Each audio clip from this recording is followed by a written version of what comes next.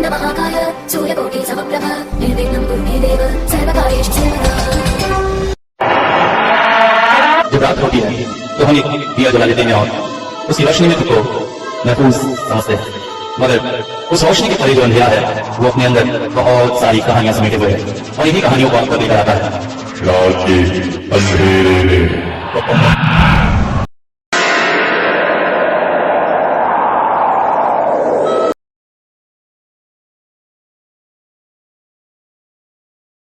दोस्तों, प्यार इस दुनिया की सबसे बड़ी नेमत है, मगर सच्चाई यही है, प्यार की किस्मत में हमेशा दुख है। प्यार कभी कभी ही सफल हो पाता है, वरना कई लोगों को आपने देखा होगा प्यार के नाम पे जान से हाथ धो बैठते या फिर प्यार से बिछड़कर जिंदगी भर दुख में रहते हुए। ऐसे कई प्रेमी मिल जाएंगे जो प्यार के नाम पे अपनी इच्छाओं का गला घोट के भी जीते हैं, और कई प्रेमी ऐसे भी होते हैं जो प्यार के नाम पर अपनी जान कुर्बान कर जाते हैं। आज का पहला अनुभव बेहद दर्दनाक है और इसी प्यार पर बेस है। भेजने वाली है रमोलिका जी, ये बिजुरी मध्य प्रदेश से इसे भेज रही हैं। एंड सच कहूं, सुनकर मुझे भी बेहद बेहद दुख हुआ था इस कहानी को। वो लिखती हैं, हमारा गांव काफी छोटा है।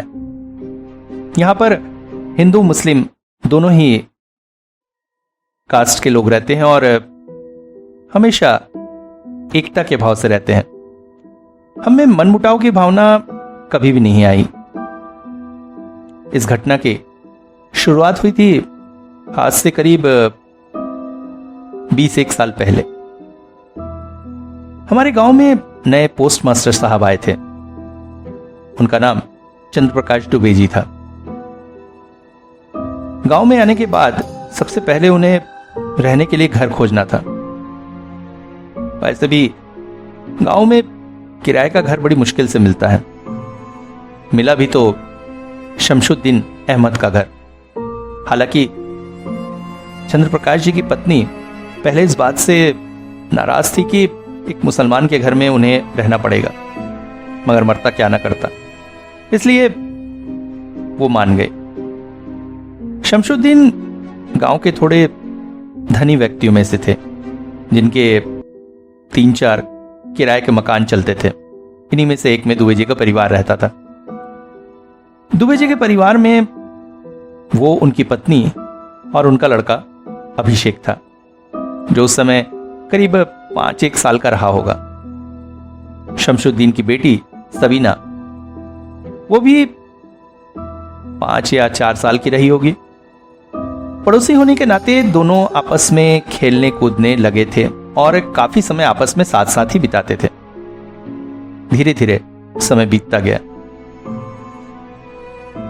चंद्र प्रकाश दुबे ने शमशुद्दीन से वो घर खरीद ही लिया था और एक तरह से परमानेंटली वो वहीं पर बस गए थे।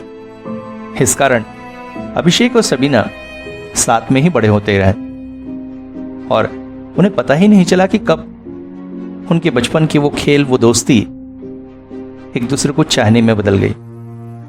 अब दोनों काफी समय साथ में बिताते थे, मगर जैसा कि होता है, समाज की नजरें अब उन पर पड़ने लगी, क्योंकि दोनों 18 की उम्र पार कर रहे थे। लोगों में बातें होने लगी। लोग ये कहने लगे कि दोनों अदर कास्ट के हैं, इस वजह से इनका इस तरह से मेलजोल उचित नहीं है। गांव में अशांति का कारण बन सकता है ये सब कुछ। मगर गांव वालों की इन बातों का उन दोनों पर कोई भी असर नहीं था। गांव के पास ही एक बड़ा सा तालाब था। वैसे इन दोनों की दोस्ती इसी तालाब से ही शुरू हुई थी, क्योंकि दोनों की माएं यहाँ पर नहाने और कपड़ा धोने के लिए आती थी और उसी समय ये दोनों भी साथ में यहीं आते थे और यहीं खेला कूदा करते थे। इसी तालाब के पास एक बड़ा सा बिही का पेड़ था, जिस पर बहुत फल लदा करते थे।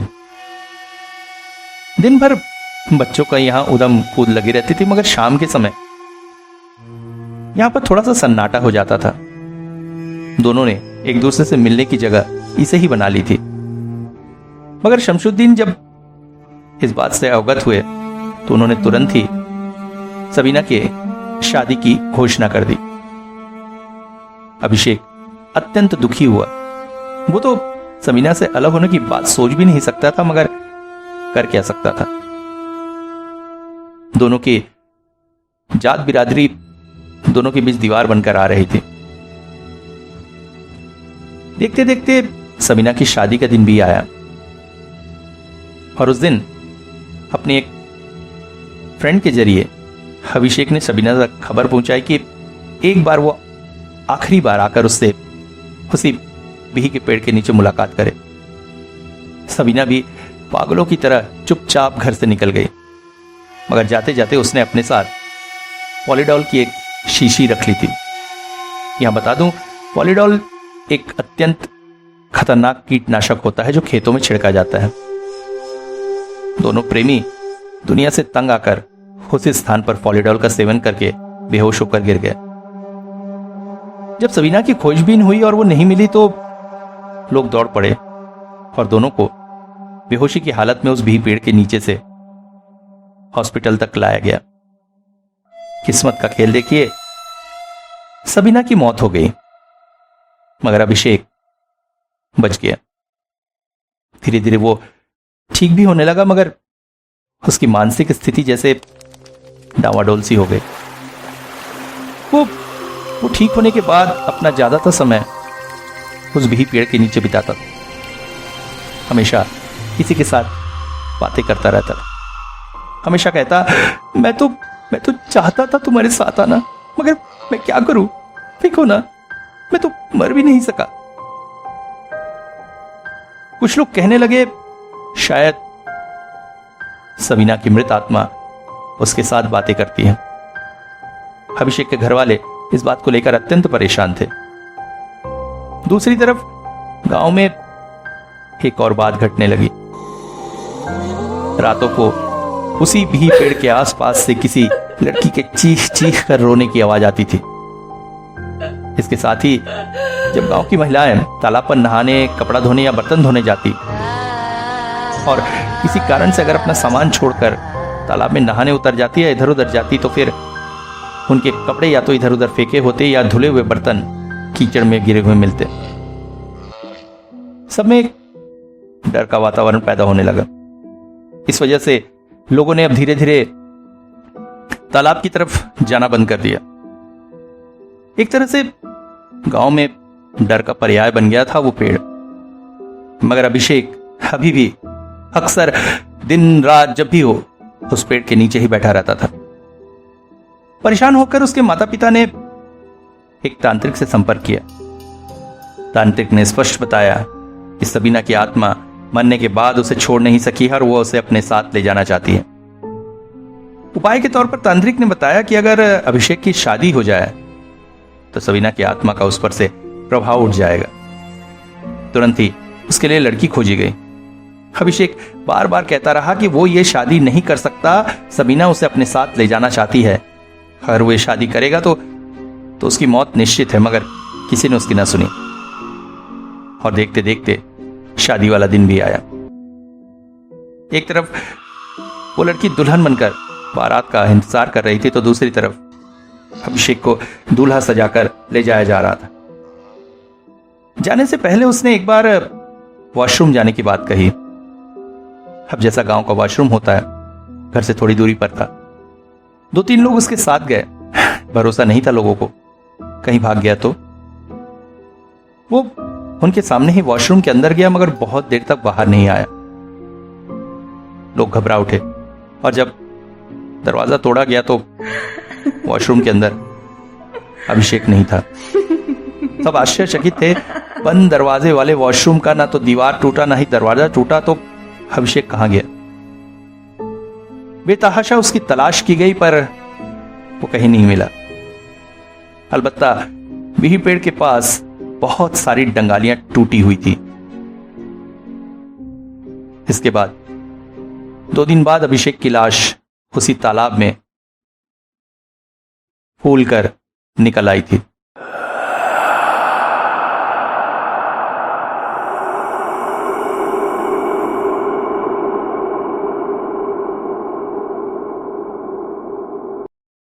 सब लोग आश्चर्यचकित थे। आखिर आखिर कैसे कैसे वो वॉशरूम से तालाब पहुंचा और वहां मर गया।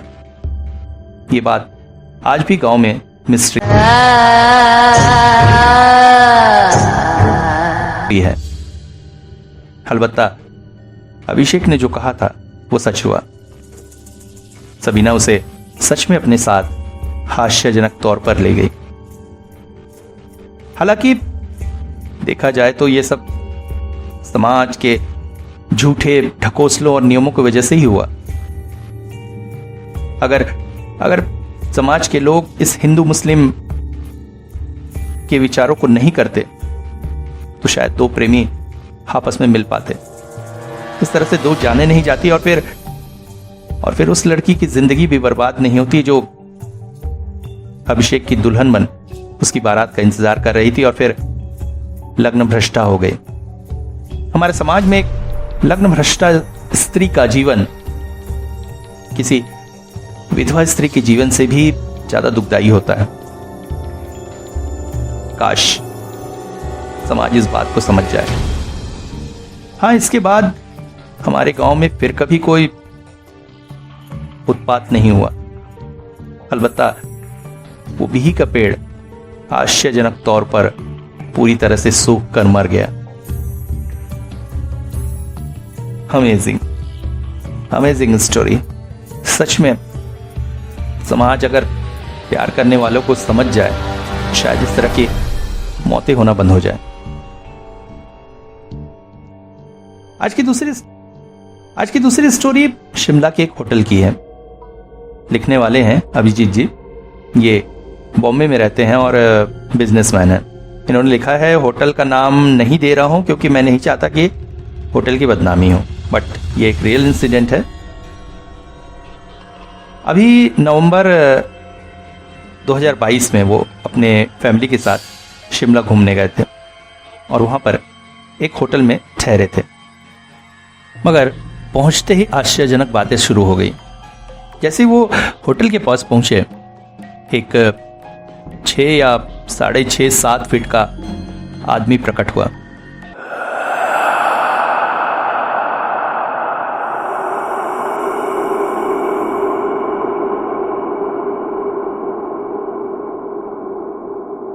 हंसते हुए बोला, वेलकम टू शिमला।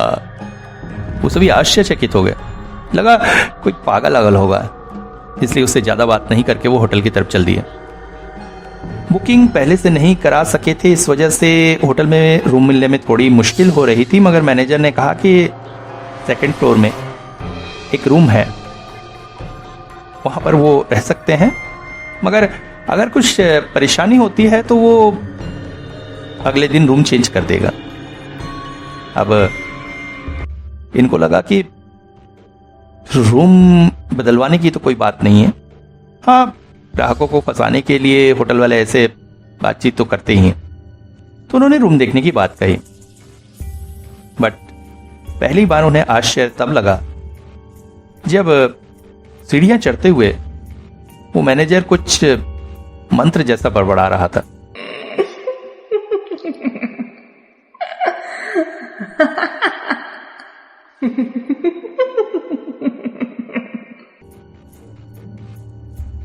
बाद में रूम देखकर उन्हें काफी अच्छा लगा, क्योंकि रूम काफी अच्छा बड़ा सा था। पास में ही खिड़की थी और खिड़की खोलने पर सामने सुंदर बर्फ से ढकी पहाड़ियों का अप्रतिम दृश्य दिखाई देता था। इनकी पत्नी और बेटी को भी रूम काफी पसंद आया था, इसलिए उन्होंने रूम जो है ले लिया। इसके बाद कुछ देर आराम करके वो सिगरेट पीने के लिए कॉरिडोर में बाहर निकले और तभी उन्हें एक बात आश्चर्यजनक लगी, और वो ये कि उस मंजिल की सभी कमरे जो है वो बंद थे, जबकि मैनेजर कह रहा था होटल में रूम ही नहीं है।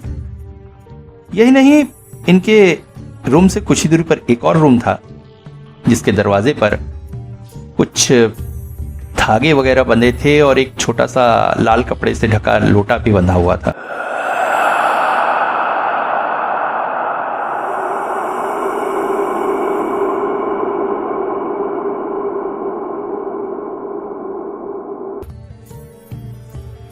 इन्होंने सोचा कुछ पूजा पाठ की प्रक्रिया होगी, इसलिए ये से भूलकर अपने फैमिली के साथ टाइम स्पेंड करने लगे।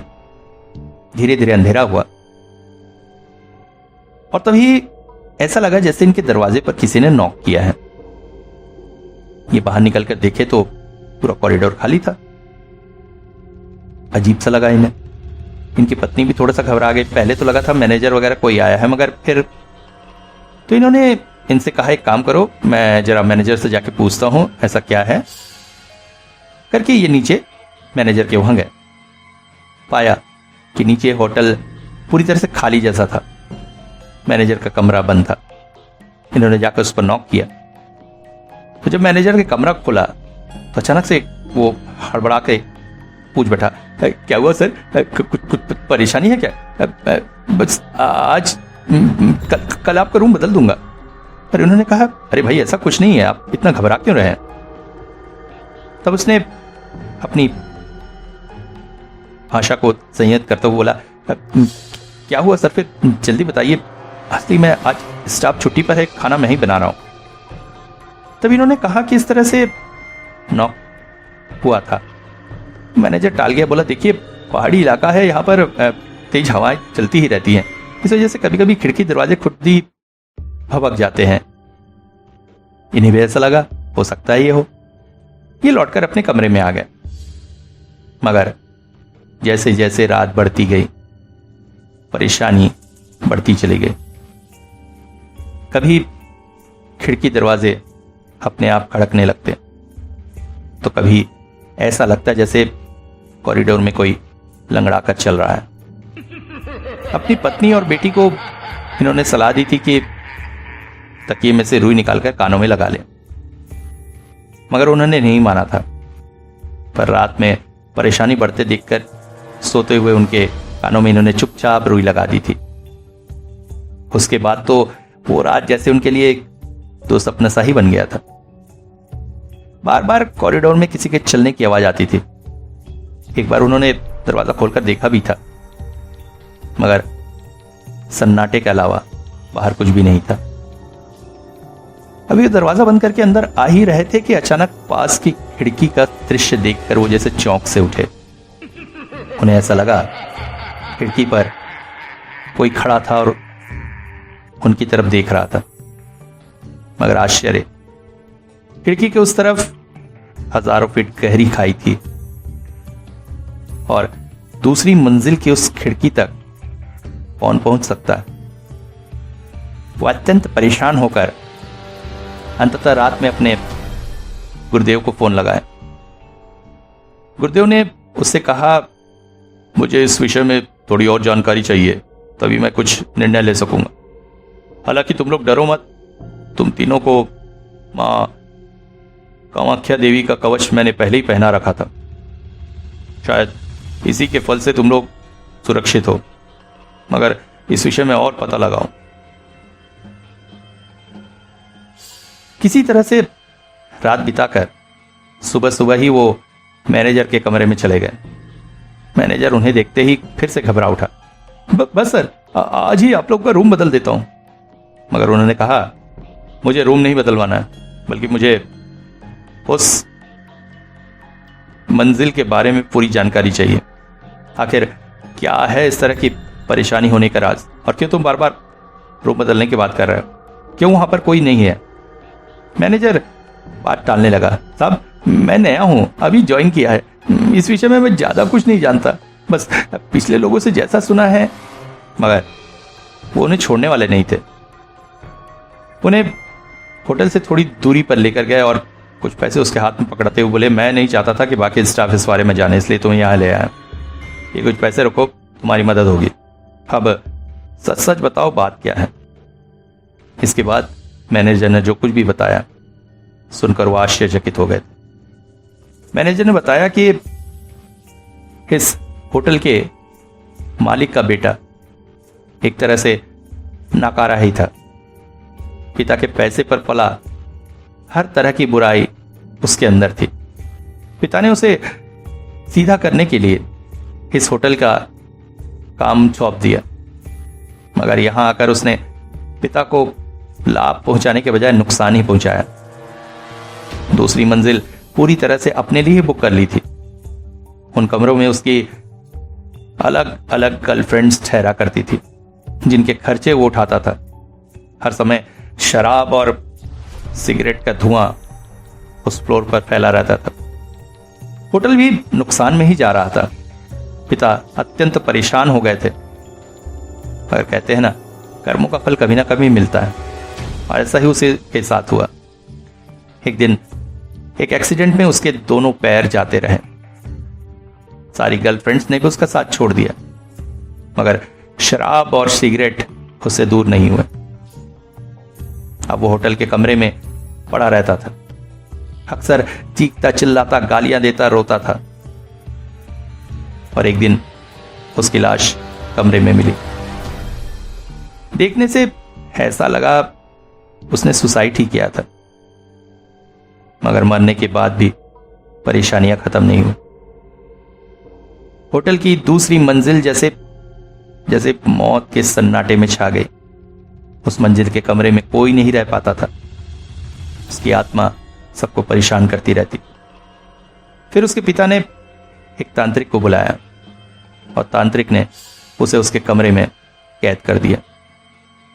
वो तांत्रिक आज भी होटल के आसपास घूमता रहता है, ताकि लोगों को चौकन्ना करता रहे। आप लोग जब होटल में आए होंगे तो एक 6-7 फुट लंबा आदमी मिला होगा। सुनकर चौंक पड़े थे वो। हाँ, ये वही तांत्रिक है। इसके बाद उन्होंने सारी बात अपने गुरुदेव को बताई। सुनकर गुरुदेव चौंक उठे और बोले, मां कामाख्या की कृपा से ही तुम लोग सुरक्षित हो। तुरंत ही होटल खाली करके वहां से चले आओ। वो आत्मा अतृप्त है और अत्यंत दुखी है, और बहुत खतरनाक भी। वो अगर तुम्हारे पीछे लग गई तो बहुत परेशानी हो जाएगी।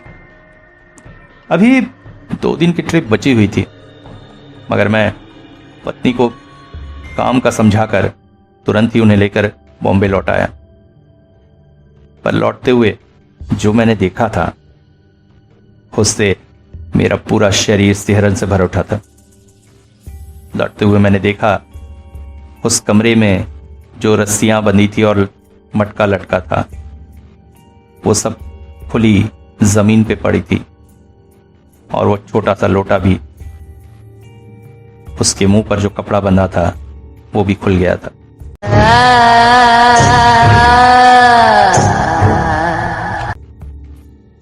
इसके बाद उस होटल के बारे में मैंने कोई जानकारी लेने की ना तो कोशिश की और ना ही इच्छा की। पर हाँ, होटल की वो एक रात मेरी जिंदगी की सबसे भयंकर रात रही।